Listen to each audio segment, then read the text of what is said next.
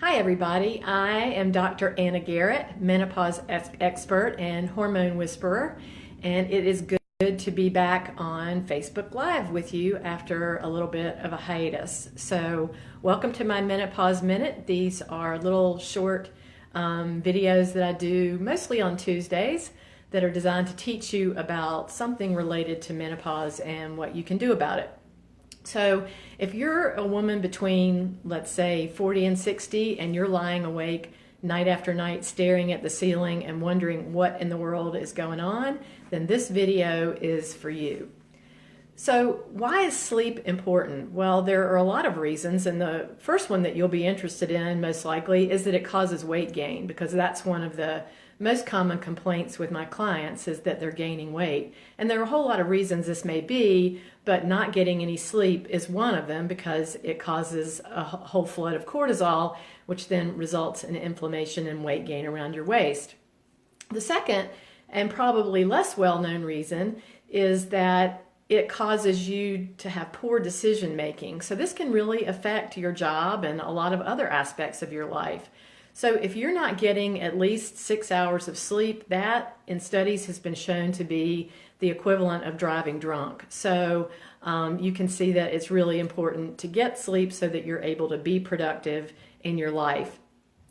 So as you go through the menopause transition, there are different reasons that you may not be sleeping. So let's look first at perimenopause. So in perimenopause, lack of sleep is related mostly to a low progesterone level relative to estrogen.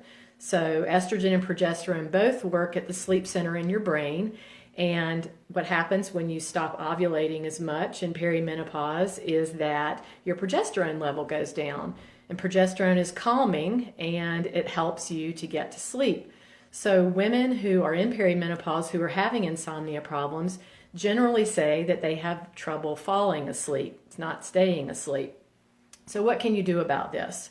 Well, there are several things. The first is magnesium, and as you're going to hear in a minute, magnesium is also helpful in postmenopausal times. And magnesium prevents cortisol from being absorbed into your brain cells, and that's one of the reasons that you have insomnia. So magnesium is something that I always recommend for my clients who are having trouble sleeping. My personal favorite form is magnesium glycinate. That's the one I take, and I take 400 milligrams a little bit before bedtime, and it works like a charm. Second thing, vitamin B6. Third thing, Vitex or chasteberry, and this is an herb that can help balance out that estrogen to progesterone ratio and keep that gap from being so wide. And then the last thing that I recommend to a lot of my clients is progesterone. And this can either be in the cream or capsule form. And there is a difference in how they work. So the capsules are obviously taken by mouth.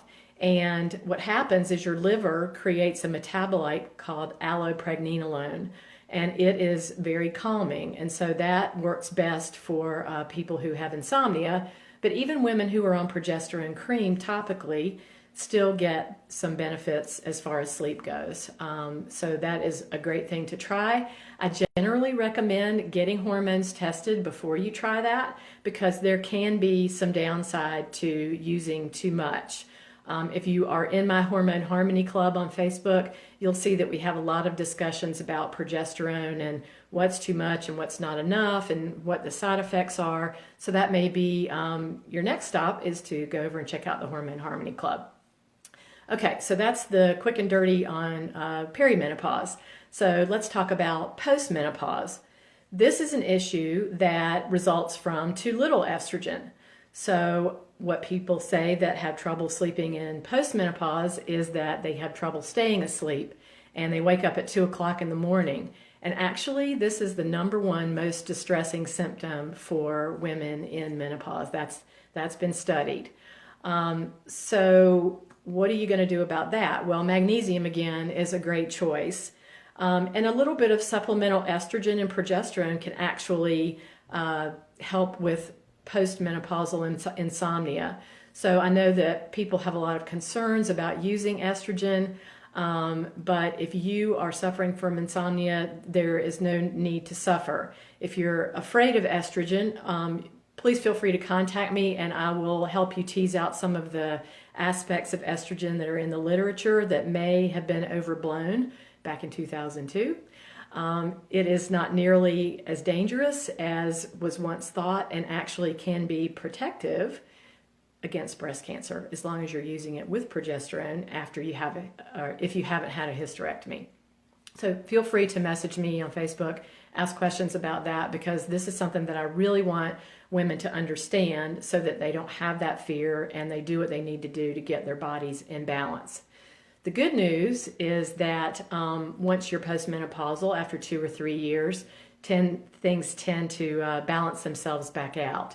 But also know that a lot of women, at least in the United States and developed countries, can be exposed to compounds in their environment that act like estrogen, thus still creating that estrogen dominant situation.